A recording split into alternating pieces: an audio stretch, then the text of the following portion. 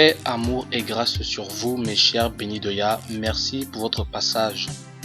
Je tiens également à bénir les nouvelles personnes qui sont inscrites à ma chaîne. Vraiment que Tata Nzambe vous bénisse abondamment. Aujourd'hui, je voudrais qu'on parle d'un sujet.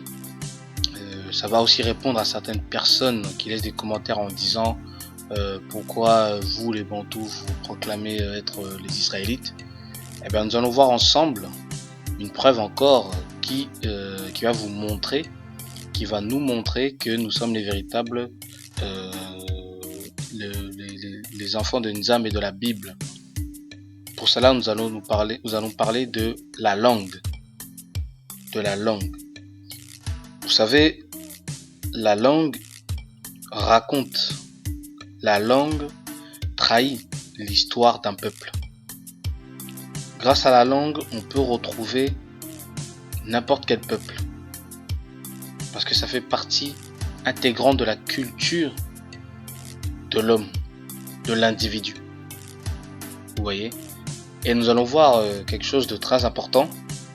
Beaucoup de gens le savent, d'autres peut-être moins. Mais nous allons voir ensemble des preuves, nous allons voir quelques mots, d'accord, en langue bantoue, qu'on retrouve dans la Bible, dans le dictionnaire, dans le lexique hébraïque de maintenant, quoi, ce qu'on appelle le yiddish, mais voilà, qui est une langue, voilà, qui n'est pas de Nzambe, mais qu'ils ont pris, justement, des mots, des termes, des expressions tirés justement de la langue bantoue.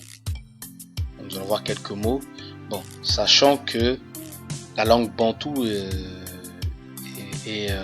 comment dire, il y a une diversité dans cette langue bantoue. D'accord, il y a plus d'une centaine de langues bantoues. Donc après, voilà, il y a des mots qu'on connaît pas forcément, mais moi personnellement, comme je suis issu du Congo, donc je vais prendre des mots qui viennent justement du mot de la langue Congo, quoi, dans le Lingala et le Kikongo notamment. Après, pour les différentes langues d'autres pays, du Rwanda, Ouganda, du Zimbabwe, Afrique du Sud, il y a forcément des mots que vous allez retrouver dans le lexique hébraïque de maintenant, dans le yiddish. Bon, comme je connais pas, je vais déjà me baser sur ce que je connais, la langue que je connais, et vous allez voir qu'il y a des choses qui sont vraiment marquantes. Des choses qui sont vraiment marquantes. Donc on commence, donc déjà, on va commencer par le mot le plus connu, qui est très connu, c'est le mot Bana. Bana qui veut dire enfant, au pluriel, chez nous en tout cas, dans la langue Congo. Et dans le yiddish, ils disent la même chose. Ils disent Benai. Benai ou Bena. Pareil aussi en langue bantoue, on peut trouver le mot aussi Bena. Voilà. Bana, Bena. D'accord ? Ils disent eux Benai Israël et nous on dit Bana Israël. Voilà, on voit que c'est le même mot. D'accord ? Donc voilà, coïncidence ou pas. D'accord ? Sachant que voilà, nous c'est une langue africaine qui date depuis la nuit des temps, alors que eux c'est une langue khazare qui a été travaillée et traficotée depuis quelques siècles. Vous voyez ? Donc on voit le premier mot déjà, Bana et Benai. Voilà. Donc ça c'est enfant en pluriel, d'accord ? Bon, pour enfant au singulier, je vais revenir après parce qu'il y a quelque chose que je dois vous montrer qui est très important. Comment le mot enfant au singulier, moana, comment il est constitué. D'accord ? Donc ça, voilà pour Bana. Et vous pouvez le voir, voilà l'image que je montre. Voilà, il fait partie de lexique yiddish. D'accord ? Donc après on passe à autre chose, on passe à alors en fait dans la langue bantoue, d'accord, comme dans leur yiddish à eux, nous avons un préfixe en fait, d'accord, un préfixe, un substantif, qui est mo, mo, ou sinon mou, mou, ou mou, mu. Voilà, c'est le même mot, hein, c'est la même chose. Après, ce sont les prononciations selon l'accent dans certaines régions bantoues. Ce mot-là signifie issu de, venu de, d'accord. Et cette expression-là, ils l'ont aussi du yiddish. Vous voulez une preuve? La personne du nom de Moab. Moab, voilà. Pour ceux qui ne savent pas, le mot Moab, ça veut dire issu du père. Donc Mo pour issu, venu de, et Ab de père pour comme Abba, ou Abbé ou Abi, comme vous connaissez. On va prendre le passage justement qui parle de ça, et on le trouve dans Genèse chapitre 19 versets 36 à 38. Regardez. Donc on connaît, hein, c'est l'histoire de Lot, d'accord, qui avait 2 filles, et ils ont fui Sodome et Gomorrhe, et les filles, les 2 sœurs se sont dites à elles-mêmes que il faut que notre père ait une descendance, hein, venue d'un homme. Donc comme il n'y a pas, parce que comme justement leur mère était morte, justement, vous connaissez l'histoire, hein, l'ange avait dit que quand vous fuirez Sodome et Gomorrhe, faut pas regarder derrière vous.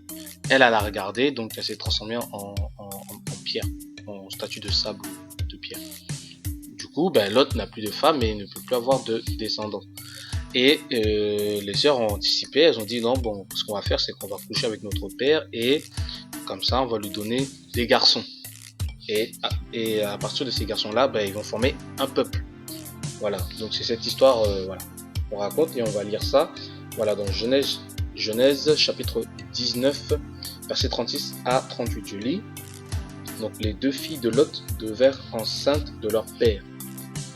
L'aînée enfanta un fils qu'elle appela du nom de Moab. C'est le père des Moabites jusqu'à ce jour. La plus jeune enfanta aussi un fils qu'elle appela du nom de Ben-Ami.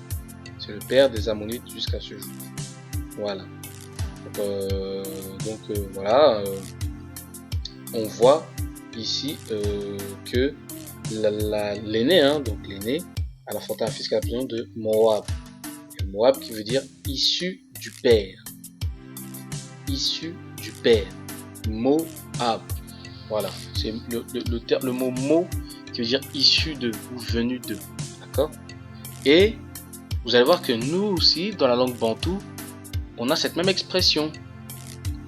Quand on dit par exemple Mukongo, Mongala, hein, Muluba ou Moluba, pareil, hein, Naza Mukongo, je suis issu, hein, de la tribu Congo, ça veut dire ça en gros.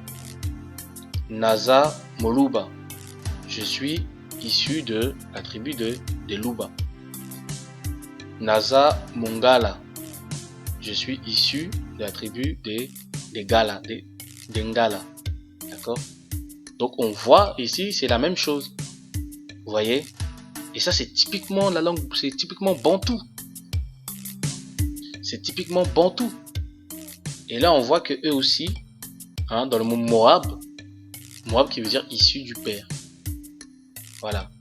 Coïncidence ou pas, les bien-aimés? À vous de réfléchir, à vous de méditer là-dessus. Vous voyez?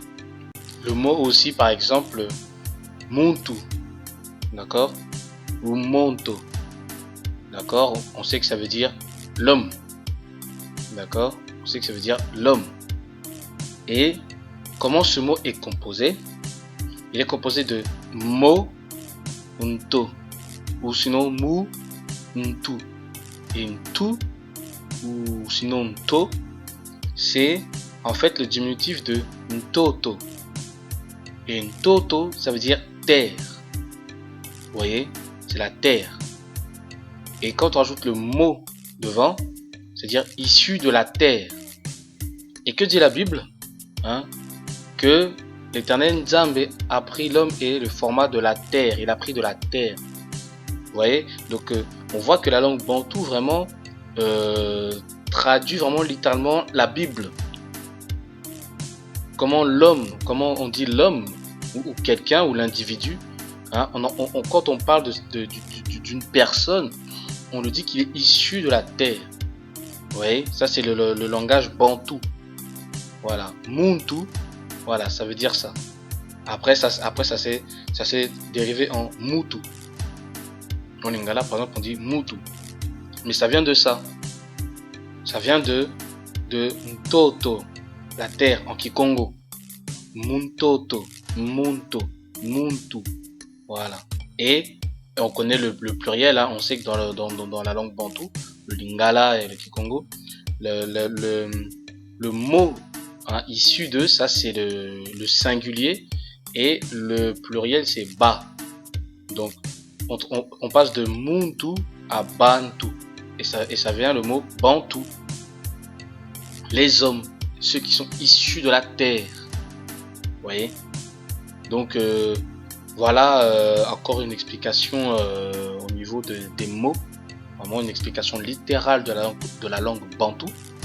Voilà pour le mot, par exemple, Muntu, hein, ou Moab, ou sinon Mukongo, hein, Muluba, Mutandu, hein, voilà. Muswahili, c'est ça. Voilà. Bon, comme je vous avais dit, hein, on allait revenir sur le mot enfant au singulier. Hein, au pluriel, bana, on voit un ba, ça commence par un ba, bana, d'accord, pour les enfants au pluriel.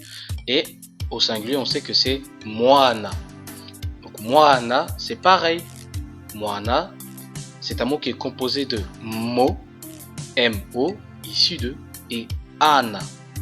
Et ana, en fait, en langue bantou, alors c'est pas dans toutes les langues, d'accord, j'ai fait des vérifications, des recherches, c'est pas dans toutes les langues, mais c'est on le voit dans la langue ougandaise. Ana, en fait, ça veut dire je ou ça veut dire moi. Hein? Donc Ana, donc c'est soit Anne, soit Anna, d'accord. Ça veut dire je ou moi. Et on voit également aussi dans le lexique yiddish, d'accord. Donc n'oubliez pas, quand je dis lexique yiddish, ceux qui ne savent pas, je parle des Khazars, la langue des Khazars, hein, des faux juifs là qu'on appelle les juifs aujourd'hui, hein, les hébreux, dans le dictionnaire hébreu. Mais j'appelle ça le dictionnaire yiddish. Eux aussi, pour dire moi, je, ils disent Ana. Voilà, ils disent Ana. Vous pouvez vérifier sur l'écran que je mets. Ana. Et ça donne Moana, Moana, ça donne issu de moi. Quelqu'un qui vient de moi. Voilà, voilà mon enfant. C'est comme on dit sa progéniture, quoi. Voilà. Donc voilà le mot Moana, d'où ça vient. Et vous pouvez regarder, c'est exactement la même chose dans la langue yiddish que dans la langue bantou. Moana. En lingala, nous on dit na. Hein, on peut trouver na ou an ou ana. Voilà. Ça veut dire je. Par exemple, moi, je dis par exemple Nazo Kende à Paris. Je vais à Paris. Na, c'est le je. Nazo Kende à Paris. Ouais. On voit le na ici, on voit voilà, la même racine. D'accord? La même racine de ana, an, na. Voilà. Et ça veut dire je, ça veut dire moi. Donc quand on rajoute mo devant, moana, moana, ça veut dire issu de moi. Et au pluriel, bana. Vous voyez? Et on retrouve la même chose, hein, comme je l'ai dit auparavant. Vous voyez? Coïncidence ou pas? À vous de réfléchir, à vous de méditer là-dessus, mes bien-aimés. On va voir un autre mot également. En lingala, d'accord, pour dire merci. En Kikongo aussi, je pense que c'est le même mot. Je pense à vérifier. Mais en lingala, parce que c'est la langue que je maîtrise le mieux parmi les langues bantou, pour dire merci ou rendre grâce, c'est kotonda, tonda, d'accord. Le remerciement, donc le mot commun, c'est matondo.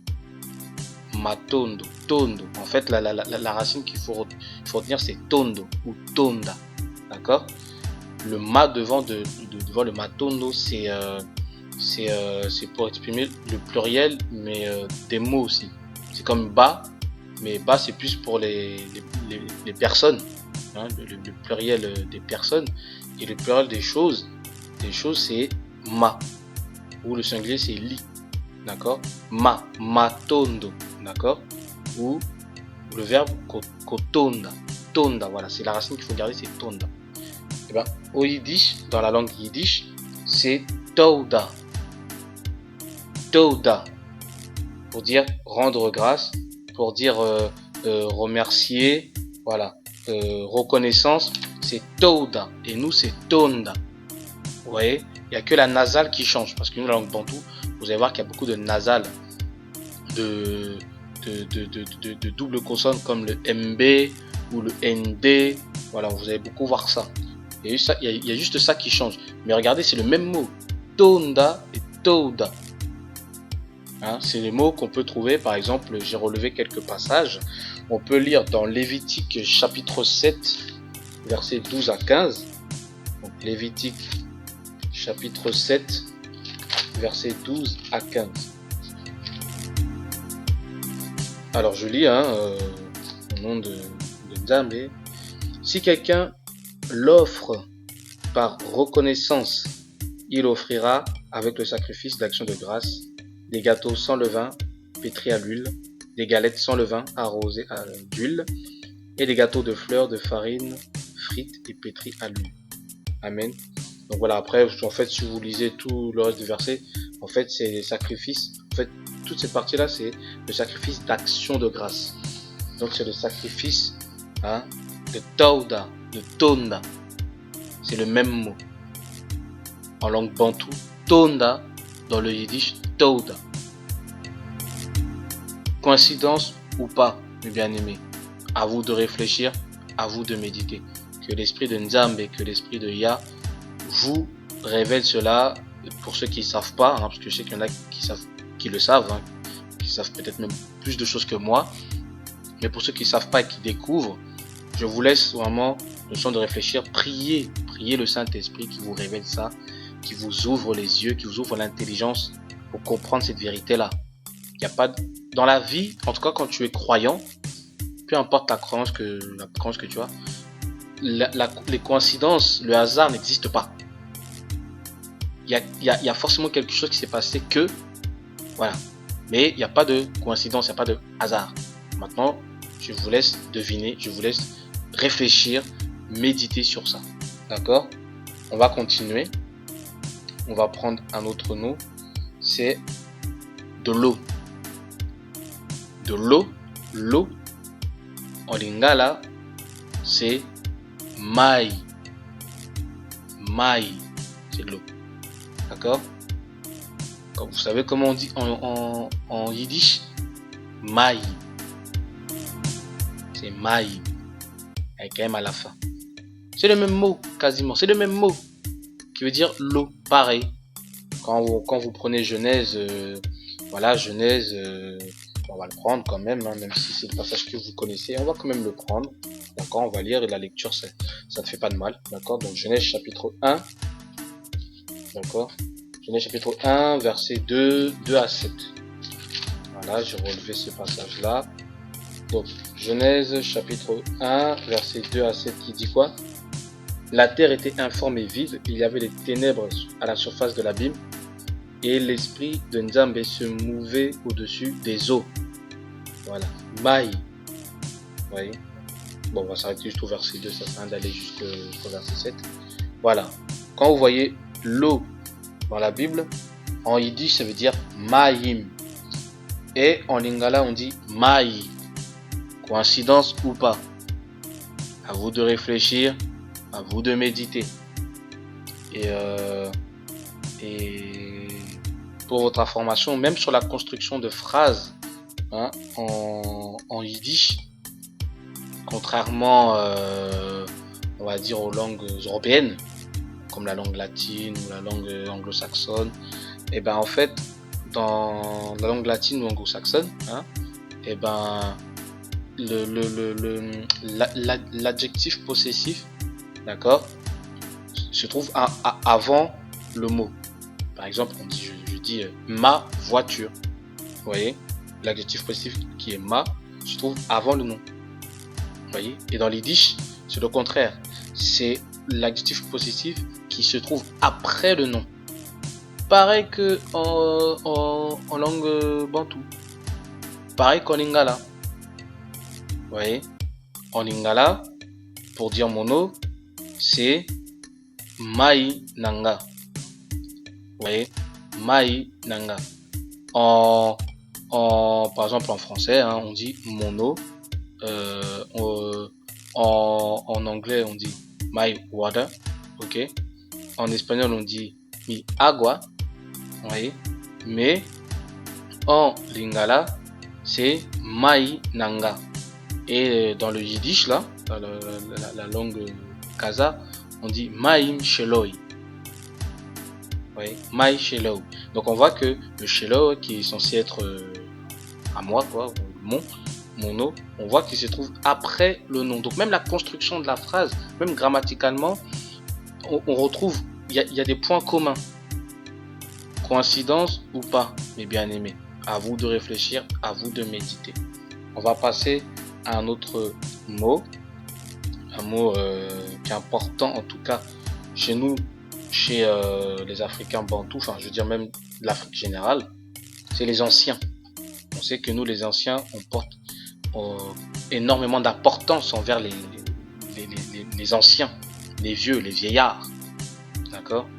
Et comment nous, on dit en langue bantou, en Kikongo, on dit Nkaka. Nkaka, c'est les anciens. En lingala, c'est Koko. Voilà, c'est juste la voyelle hein, qui change. Mais on garde le même principe, hein, les mêmes racines, hein, avec le son que, le son K, hein, Kaka, Kaka et Koko.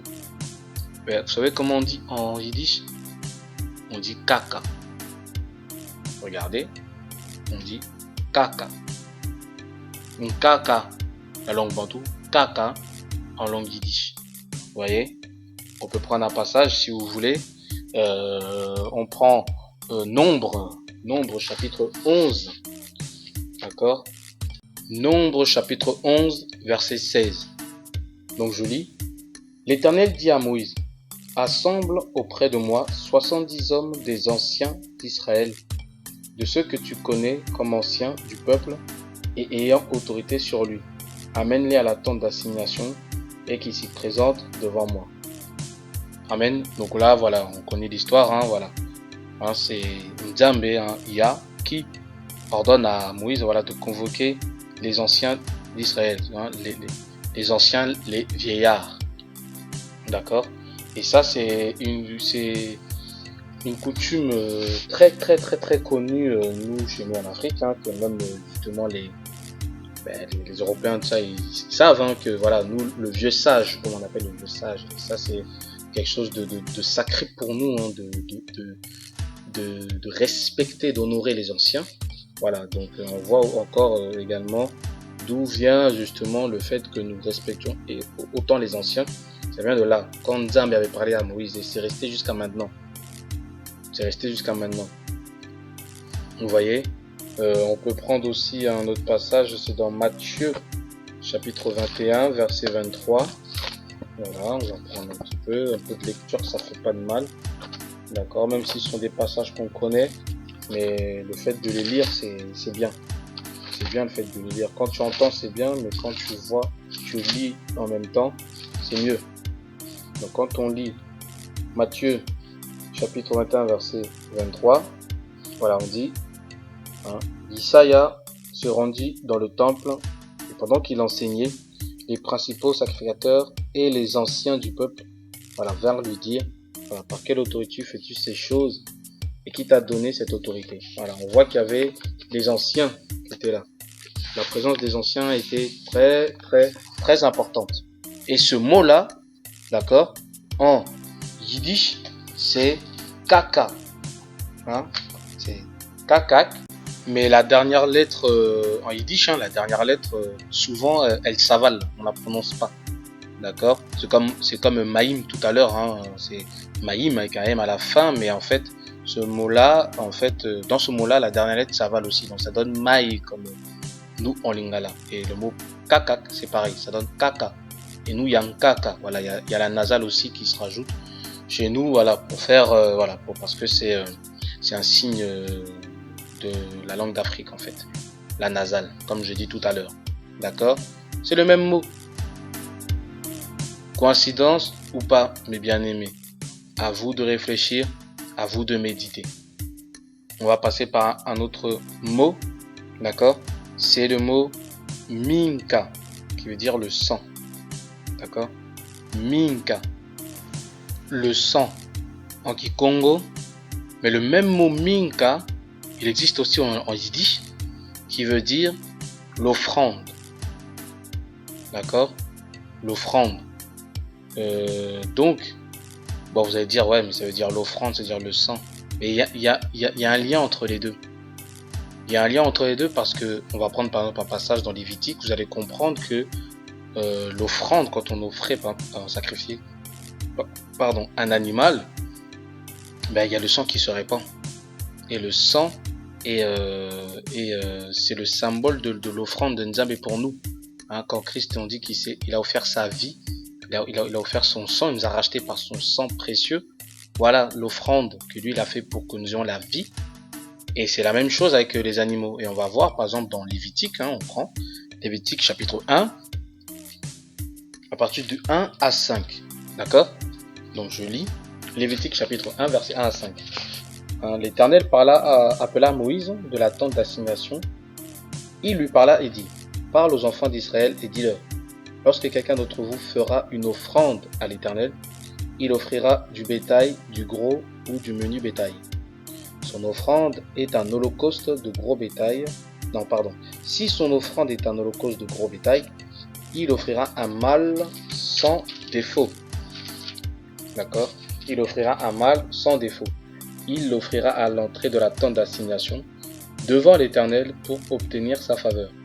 Il posera sa main sur la tête de l'holocauste, qui sera agréé de l'Éternel pour lui servir d'expiation. Il égorgera le veau devant l'Éternel, et les sacrificateurs, fils d'Aaron, offriront le sang et le répandront tout autour sur l'autel qui est à l'entrée de la tente d'assignation. Amen. Voilà, l'offrande en fait de tout ça, c'est le sang de cet animal-là, parce que le sang représente la mort de l'animal, et la mort de l'animal donne la vie au pécheur. La même chose qu'avec Christ. Quand il dit le sang de la nouvelle alliance, voilà, c'est l'offrande que lui, il a donné son sang pour que nous soyons en vie. Isaiah. Et ça, c'est une offrande venant de Nzambe, de Tata Nzambe, pour que nous ayons la vie. Et cette offrande-là, voilà, c'est le sang. C'est le sang précieux, comme dit dans Pierre. Vous avez été rachetés, pas de vaine manière, à n'importe quel prix, mais avec le sang précieux de Isaiah. Voilà. Donc, minka, ce qui veut dire offrande. Et offrande, bibliquement parlant, égale au sang.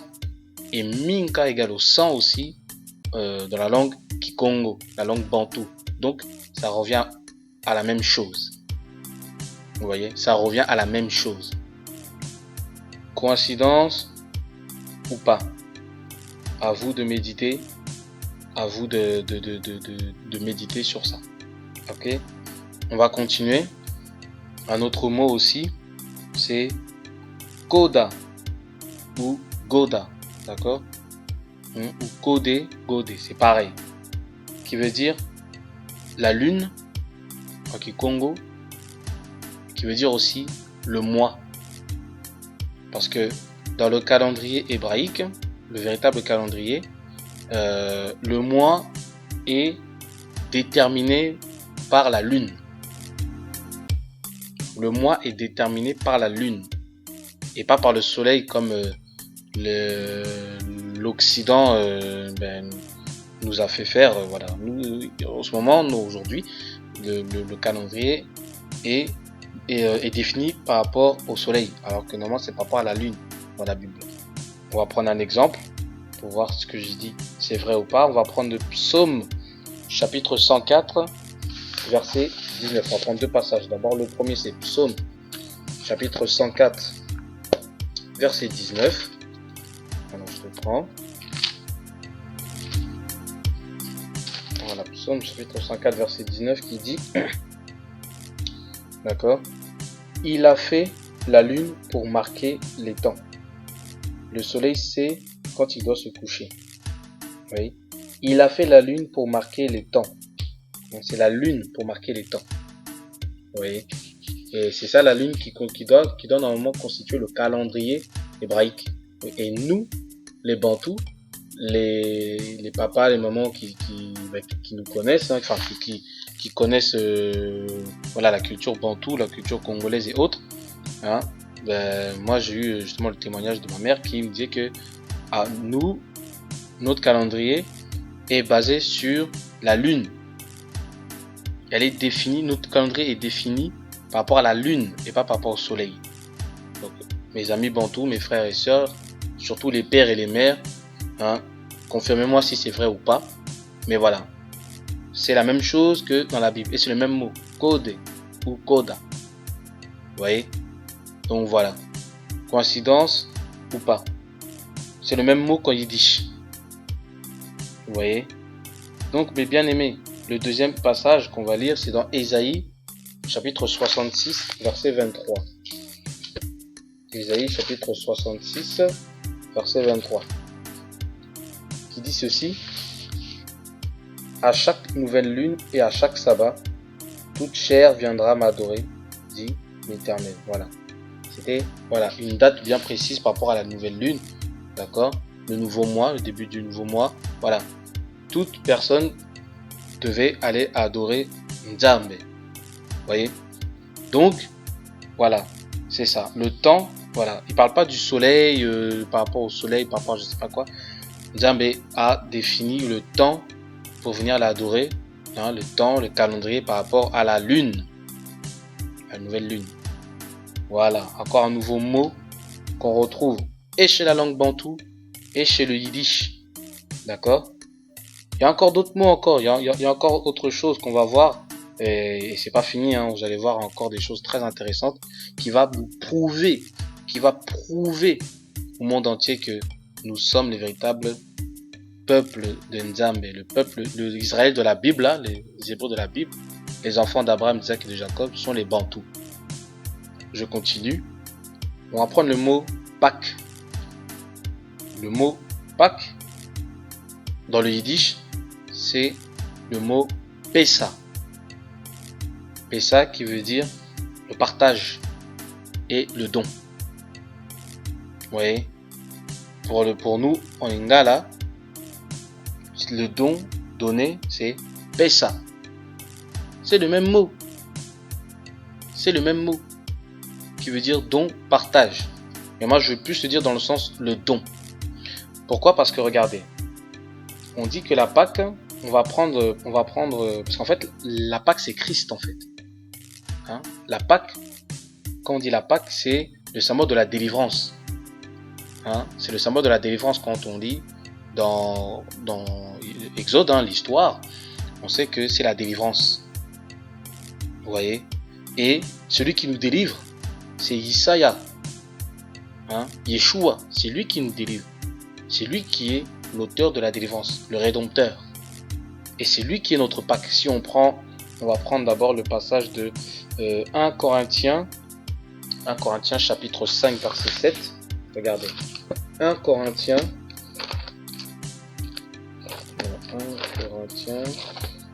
voilà, 1 Corinthiens chapitre 5 verset 7. Voilà. Que dit la Bible? Regardez. Écoutez bien. Hein. Faites disparaître le vieux levain afin que vous soyez une pâte nouvelle, puisque vous êtes sans levain, car Christ, notre Pâque, a été immolé. Amen. On dit Christ, notre Pâque. Donc Christ égale à Pâque. Christ, hein, Isaiah Christ, est notre sauveur. Hein, est notre sauveur, est celui qui est venu de la part de Yah pour sauver son peuple. Vous voyez? Et c'est lui qui est notre Pâque. Et ça, c'est un don pour nous. Et on a dit que Pâques, quand il dit, ça veut dire Pessa. Et Christ, il s'est donné lui-même, il s'est donné, il s'est livré. Il s'est fait don pour nous en tant que Pâques. Voilà pour le mot Pessa. Et en lingala, c'est exactement le même mot, c'est pesa. Pesangai mai. Donne-moi de l'eau, s'il te plaît. Hein? Pesangai mbongo. Donne-moi l'argent. Pesa. C'est un mot qui est très connu pour ceux qui connaissent un petit peu le lingala. Le mot pesa. Et c'est le même mot en yiddish qui veut dire Pâques. Et on va voir un autre passage qui est encore plus fort. Et on le voit dans Romains. Romains, chapitre 6, verset 23. Regardez qu'est-ce que la Bible dit. Pour montrer que c'est le Pâques égale au mot don. Le don, la Pâques. Pâques, notre don, hein, qui vient de Nzambe. Romains 6, 23 dit quoi? Car le salaire du péché, c'est la mort, mais le don gratuit de Yah, hein, de Nzambe, c'est la vie éternelle en Yesaya, notre Seigneur. Le salaire du péché, c'est la mort, mais le don gratuit de Nzambe, c'est la vie éternelle en Yesaya. Voilà notre Pâques. Il est en train de dire que ça, c'est notre Pâques, qui vient de Nzambe. Le don gratuit de Nzambe. Le don en lingala, c'est le pesa. Le pesa, dans le yiddish, qui veut dire aussi Pâques. Et Christ qui est notre Pâques. La Pâques de Nzambe pour nous, pour que nous soyons sauvés, pour que nous ayons la vie éternelle comme Nzambe. Vous voyez, encore un autre mot, la Pâques, pesa. Pesa en yiddish, pesa en lingala. Coïncidence ou pas? À vous de raisonner, à vous de réfléchir, à vous de méditer, mes bien-aimés. Maintenant, on va passer à un autre mot aussi qui est fort, qui est très fort. C'est le mot sabbat. Le mot sabbat, hein, ou Shabbat selon le yiddish, mais le sabbat, d'accord, qui est justement le jour de repos pour le Seigneur, enfin pour nous, mais pour être en présence du Seigneur, pour rendre ce culte-là en ce moment-là, où on ne travaille pas, mais nous sommes dans la présence de Nzambe en famille, pour voilà, lui rendre grâce, pour lui adresser des prières, des supplications et des louanges. Le mot sabbat, on connaît. Et en bantou, c'est samba. Voilà, comme j'ai dit tout à l'heure, hein, la nasale, on retrouve encore un mot nasalisé. Vous voyez, samba, saba. C'est la même chose. Donc, samba, en fait, samba, c'est, on va dire, la racine. C'est la racine. Et vous allez voir que, à partir de cette racine-là, nous allons aller en profondeur de ce mot-là, parce que ce mot-là est très précieux. Et il est très important de le connaître et de le comprendre, afin de voir une fois de plus que le peuple bantou est un véritable peuple de Nzambe. Vous allez voir que rien n'est au hasard, rien n'est anodin dans chaque mot utilisé par le peuple bantou. Comme je vous ai dit, j'ai dit le mot samba, d'accord? Voilà, samba, c'est sabbat. Et dans samba, dans cette racine-là, ça nous amène au mot sambo. Sambo, c'est le chiffre 7 en lingala. Samba, sambo, c'est le chiffre 7 en lingala. Le sabbat est quel jour dans la Bible? Vous le savez tous, on le sait tous. Hein? L'Éternel Nzambe a dit quoi à l'homme? Tu travailleras 6 jours et le 7e jour sera le sabbat, jour de repos. Le 7e jour, le chiffre 7. Un chiffre précieux, un chiffre très symbolique dans la Bible. Et en lingala, le chiffre 7 est sambo. Voilà, qui est de la même racine que samba, le sabbat. Mais c'est pas fini. Non seulement sambo, ça veut dire 7, mais ça veut dire aussi prière. Lo sambo, d'accord, il y a la racine sambo, il y a l'eau devant, hein, d'accord. Lo sambo qui veut dire la prière. Vous voyez? Kosamba, ça veut dire prier, le verbe prier. Lo sambo, c'est le nom, la prière. Et qui veut dire aussi 7.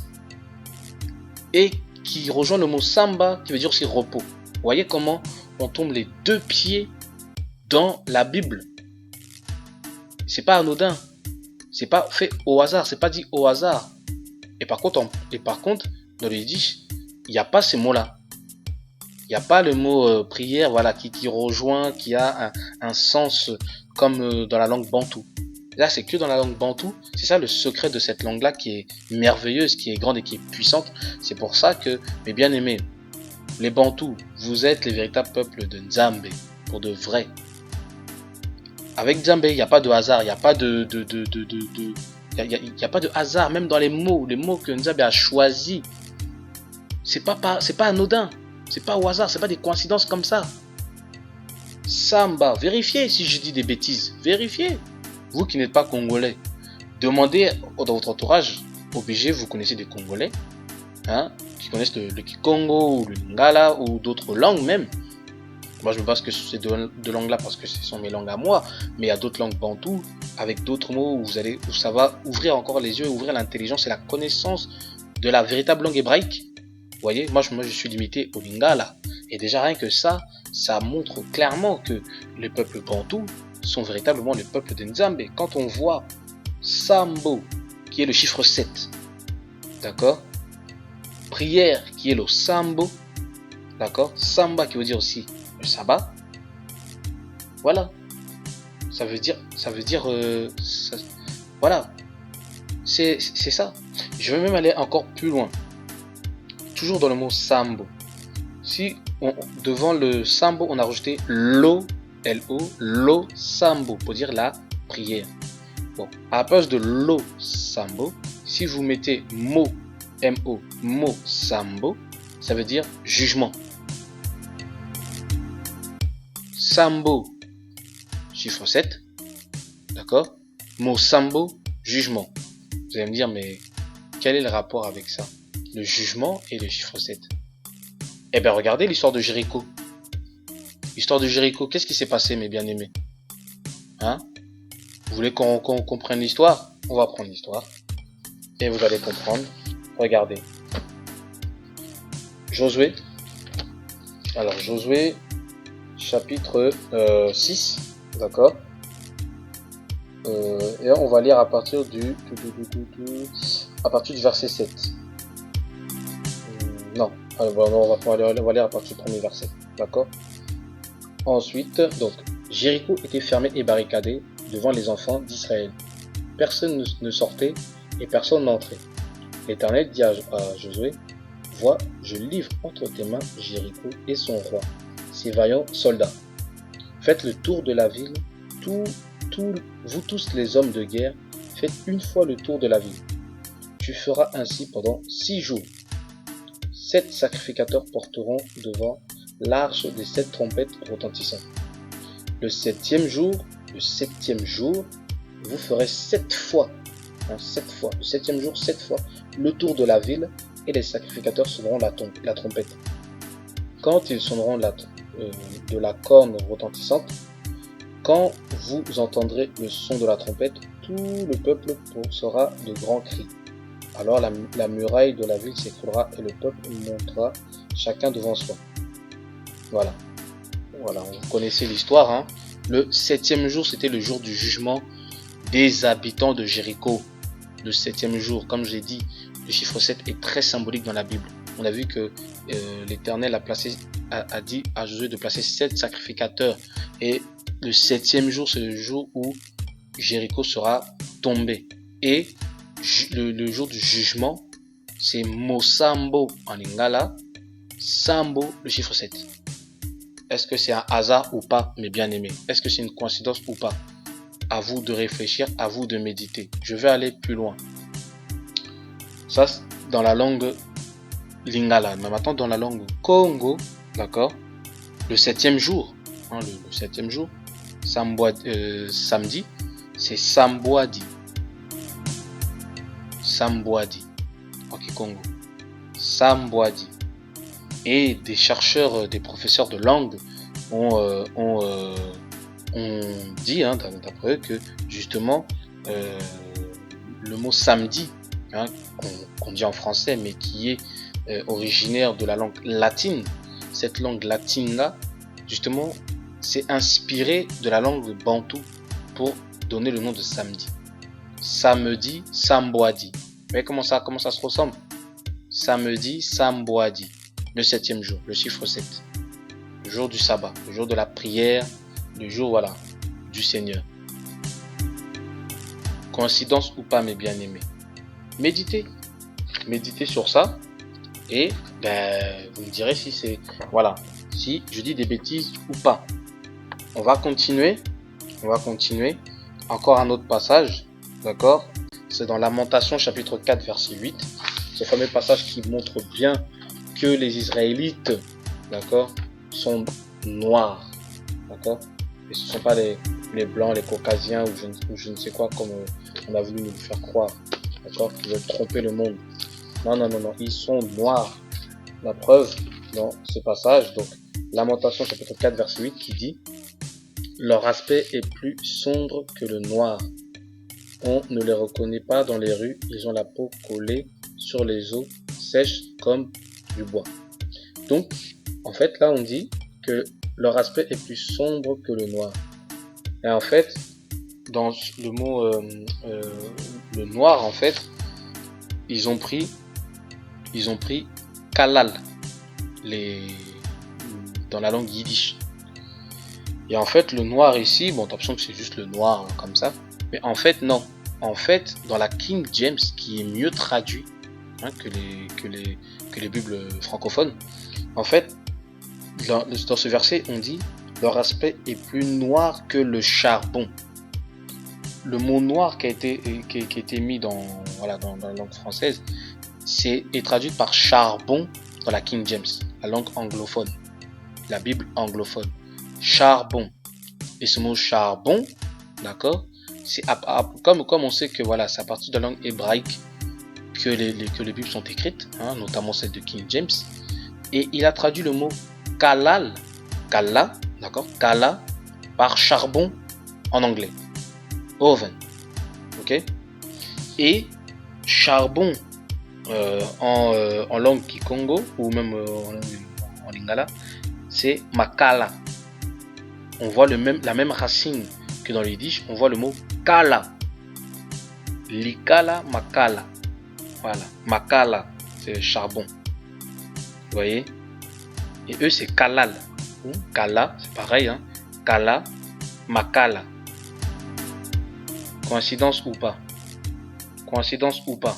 Et ça, ce sont des choses, avec les recherches, avec l'aide du Saint-Esprit, c'est là où on reçoit ces grandes révélations, cet éclaircissement des Écritures, parce que ça a été caché un petit peu. Quand je disais dans une de mes vidéos que la Bible, elle n'a pas été falsifiée, mais c'est un peu comme, c'est parce qu'ils ont voulu paraphraser certains mots, paraphraser certaines phrases, et en paraphrasant, ça garde la même phrase originale, mais les mots qui ont été utilisés changent, tordent le sens en fait. Tordent le sens. Vous voyez? Et c'est ça en fait, c'est ça que je pense que justement les satanistes ont voulu faire par rapport à la Bible, pour cacher l'identité du peuple de Nzambe. Vous voyez?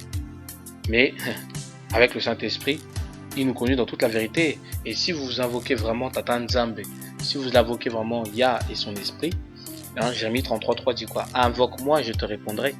Je t'annoncerai des grandes choses, des choses cachées que tu ne connais pas. Des choses qui sont cachées. Qui a caché ça?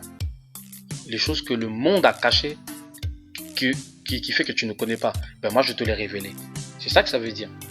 C'est pas les choses cachées dans le sens où c'est Nzambe qui cache. Non. C'est le monde qui essaie de cacher ça.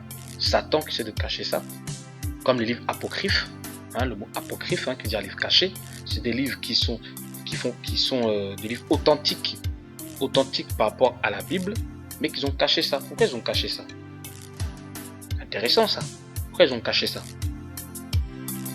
Alors que ce sont des livres vraiment qui parlent justement de Tata Nzambe et de son peuple. Pourquoi ils ont caché ça? Je ferai une vidéo par rapport à ça.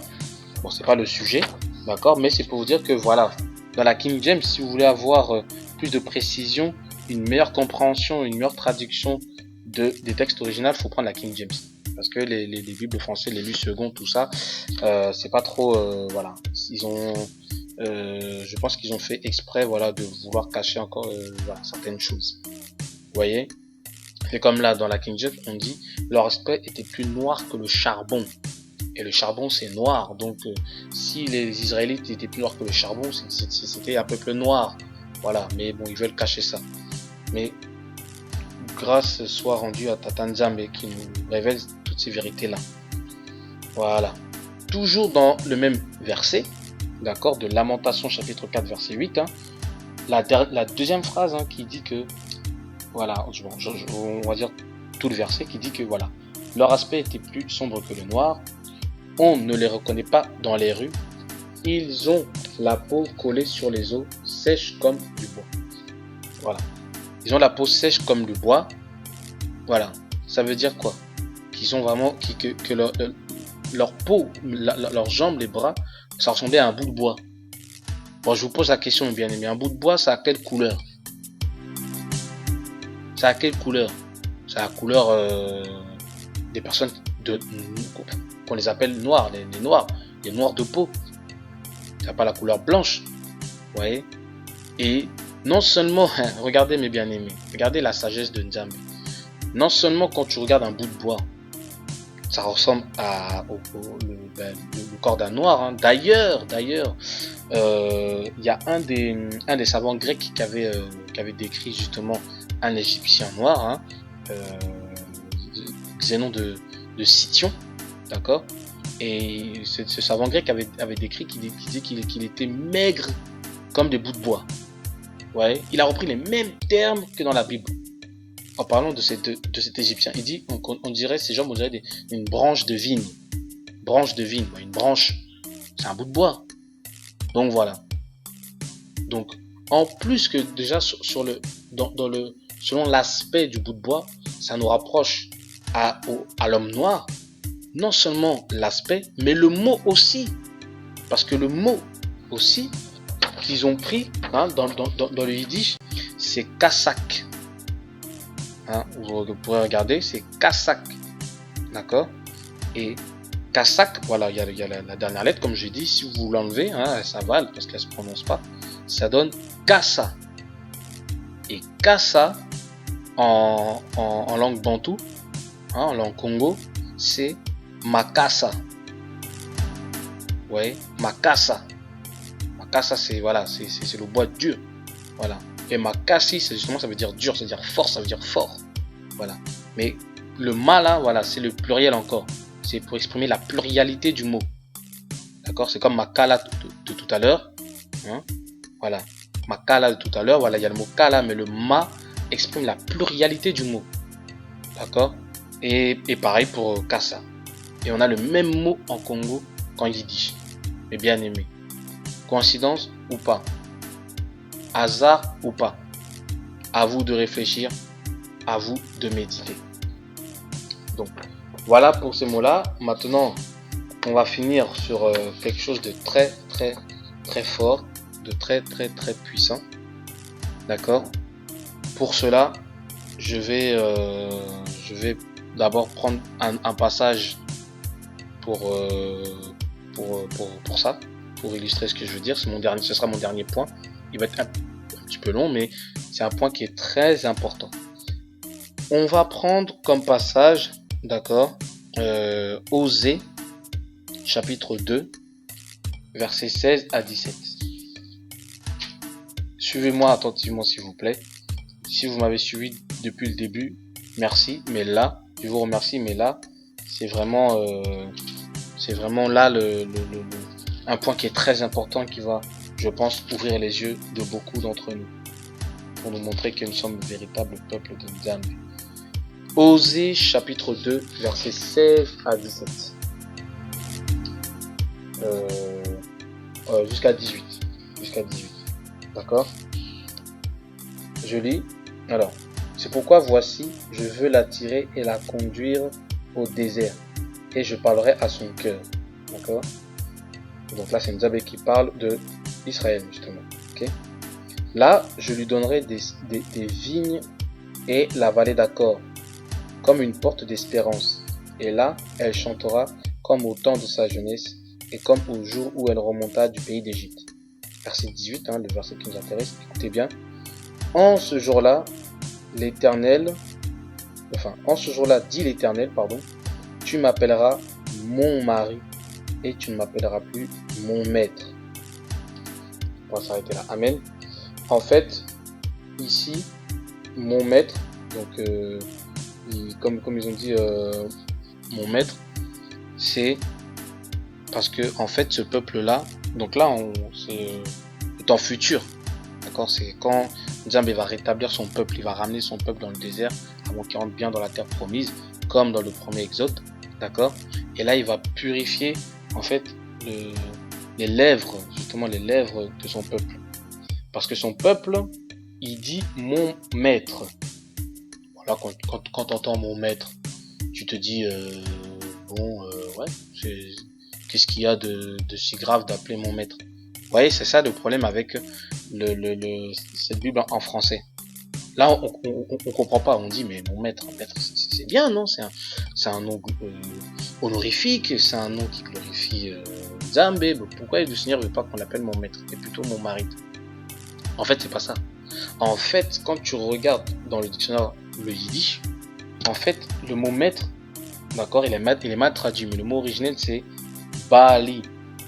Baali qui vient de Baal. En fait, en réalité, ce verset-là, qu'est-ce qu'il veut dire? Il veut dire que son peuple, Nzambe, est en train d'appeler Nzambe Baal. Il appelle Baal. Il prononce le mot Baal. Il prophétise par Baal. C'est ça en fait que ça veut dire. Vous voyez? Par exemple, quand vous lisez Jérémie 23:13, on va prendre Jérémie 23:13. Alors, que dit Jérémie 23:13? Alors, Jérémie, chapitre 23, verset 13. Donc, je lis, au nom de Nzambe. Dans les prophètes de Samarie, j'ai vu de l'extravagance. Ils ont prophétisé par Baal. Ils ont égaré mon peuple d'Israël. Ils ont égaré mon peuple d'Israël. Ils prophétisent par Baal. Ils prononcent le nom de Baal. C'est ça que ça veut dire. Vous allez dire, mais ouais, mais qu'est-ce qui prouve que nous sommes le véritable peuple? En fait, je vais vous dire, le secret, c'est le mot Baal, ou sinon Baali, d'accord? Ou sinon Baala. Vous allez voir, soit c'est Baala, soit c'est Baali. En fait, dans le sens littéral du yiddish, d'accord? Et écoutez bien mes bien-aimés, écoutez-moi très bien. Le mot Baali en lingala, d'accord, on dit Mobali pour dire homme, pour dire mon mari, Mobali, comme j'ai dit tout à l'heure, dans le mot Mobali, il y a le mot mo qui veut dire issu de, venu de, et Bali, issu de Baal. Vous voyez, issu de Baal. Aujourd'hui, les Congolais, ceux qui parlent le lingala, ont une langue impure. Ils ont une langue impure parce qu'ils prononcent le mot Mobali, Bali. Des fois pour Isaiah, on dit Mobali, Mobali Kitoko, qui veut dire le bel homme. Et en fait, on prononce le mot Baal pour Isaiah. Vous voyez? Et en fait, c'est ça, c'est Baal. C'est une divinité. Une divinité que vous connaissez. Et la femelle, on a dit Baal, Mobali. Et comment on dit femme en lingala? Moasi. Moasi qui se compose par Mo, Asi. Qui vient de Assir, qui vient de Isis. Voilà. Et c'est ça, c'est les deux mots. Moasi, Mobali. Libala, voilà. Ou sinon on a la tribu des Bambala, Mbala, voilà, tout ça, ce sont des mots qu'on prononce et qui viennent de Baal. Et ça, je vous dis, on est le seul peuple à prononcer ce mot-là.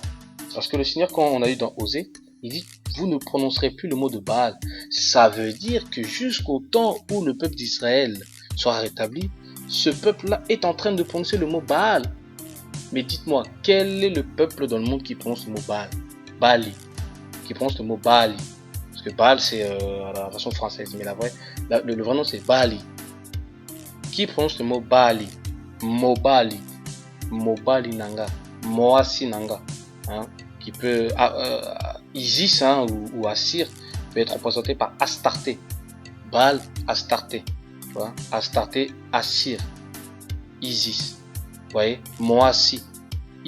Une femme, on est en train de dire qu'elle est issue de Isis, issue de l'Astarté. Vous voyez? Et Mobali, on est en train de dire de l'homme qu'il est issu de Baal. Vous voyez? On a une langue impure. Mais ça prouve aussi, d'un côté, que nous sommes ce véritable peuple dont parle la Bible. Nous sommes le véritable peuple dont parle la Bible. Vous voyez? Et ça, c'est pas bon, mais le temps d'un Nzambe viendra que c'est lui qui va purifier lui-même notre langue. On va prendre des passages. Regardez, on va prendre 1 Roi, chapitre 18, versets 18 à 19. 1 Roi, chapitre 18, versets 18 à 19. Alors, je prends... Voilà. Alors, 1 Roi, chapitre 18, versets 18 à 19. Donc c'est Élie répondit, ne trouble point Israël. C'est toi, au contraire, et la maison de ton père, puisque vous avez abandonné les commandements de l'Éternel et que tu allais auprès des Baals. Fais maintenant rassembler tout Israël auprès de moi à la montagne du Carmel, et aussi les 450 prophètes de Baal et les 400 prophètes d'Astarté, d'accord, et qui mangent à la table de Jézabel. Voilà, les prophètes de Baal, qui prophétisent par Baal, comme on a lu dans Jérémie. Jérémie, chapitre 23, verset 13. Vous voyez? Et vous allez voir que il y a même quand vous lisez, par exemple, on va lire par exemple dans Josué. Regardez, Josué chapitre 15, verset 29. Josué chapitre 15, verset 29.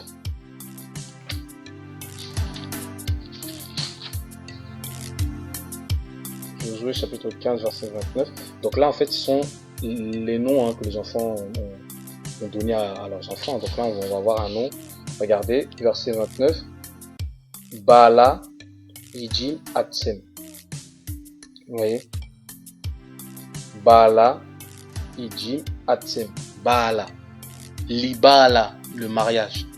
Libala. Et en fait, ce sont des mots, des noms qui ont donné des régions, qui ont donné des noms de villes, de quartiers chez nous, dans la région des Bantous. Vous voyez? Et il y a une tribu aussi qui s'appelle les Bambala. Les Mbala, Mbala. Vous voyez? Bambala, voilà, ça veut dire que ce sont les tribus des Bala, des Bals. Vous voyez encore? Donc, ça prouve bien que le peuple bantou, hein, en l'occurrence les Congolais, mais pas que les Congolais, hein, tous les Bantous, sont les véritables peuples de Nzambe, sont les véritables peuples dont parle la Bible. Et là, comme je vous ai dit, j'ai pris que des mots qui viennent du Lingala, des mots qui viennent du Kikongo. Mais si vous prenez des mots qui viennent de d'autres langues de Bantou, que moi j'ignore, hein, vous allez dans la langue namibien, dans la langue zambien, ou zimbabwéen, ou ougandais, ou Afrique du Sud, hein, vous allez voir, certainement il y a encore d'autres mots qu'on va retrouver dans le yiddish. Déjà rien que ce que je vous ai montré là, c'est déjà beaucoup, c'est déjà énorme. Mais il n'y a rien, j'en suis convaincu, je n'ai encore rien dit. Toute la langue bantou, les Khazars là, ils ont repris ça. Ils ont copié justement, ils ont pris nos rouleaux et ils ont recopié ça à leur façon. Ils ont sondé les écritures, ils ont cherché, ils ont fait des recherches. Hein, donc les Khazars, hein, avec la collaboration de Rome bien sûr, à l'époque de Isaiah, et ils en ont fait leur livre sacré, alors que ça ne leur appartient pas. Vous voyez des preuves. Est-ce que vous allez me dire que c'est des coïncidences? Je peux aller. Comme j'ai dit tout à l'heure, dans les choses de Nzam et dans le spirituel, le hasard, la coïncidence n'existe pas. Mais bon, allez. Admettons que, ok, vas-y, le hasard existe. La coïncidence existe. Il peut y avoir un mot, deux mots, trois mots. Mais là, j'ai sorti presque une dizaine. J'ai sorti presque une dizaine de mots. Et rien que dans la langue, dans la langue Congo et dans la langue Ngala. Mais si vous, comme j'ai dit, il y a plusieurs langues bantoues. Si on rassemble toutes les langues bantoues, ça constitue le dictionnaire complet du lexique que le yiddish ont. J'en suis convaincu. J'en suis sûr. Vous voyez? Donc, méditez sur ça. Vous, les mamans, les papas, qui connaissez la langue Congo mieux que nous, les enfants, parce que nous, moi, personnellement, je suis né et grandi en France, mais vous qui connaissez, qui avez grandi là-bas, faites ressurgir toute la culture africaine, la culture du pays, avec sa langue. Vous allez voir que vous allez commencer à ouvrir les yeux, vous dire que ah, mais en fait, mais c'est vrai que la Bible vient de nous. En fait, ça parle véritablement de nous. Je vous le dis, mes bien-aimés, je vous le dis. Nous sommes le véritable peuple de Nzambe. Comme je l'ai dit au départ, la langue trahit l'histoire d'un peuple. La langue raconte l'histoire d'un peuple. Et là, je vous ai montré encore une preuve. Merci de m'avoir écouté jusqu'à la fin. Que Tata Nzambe vous bénisse abondamment. Paix, amour et grâce sur vous.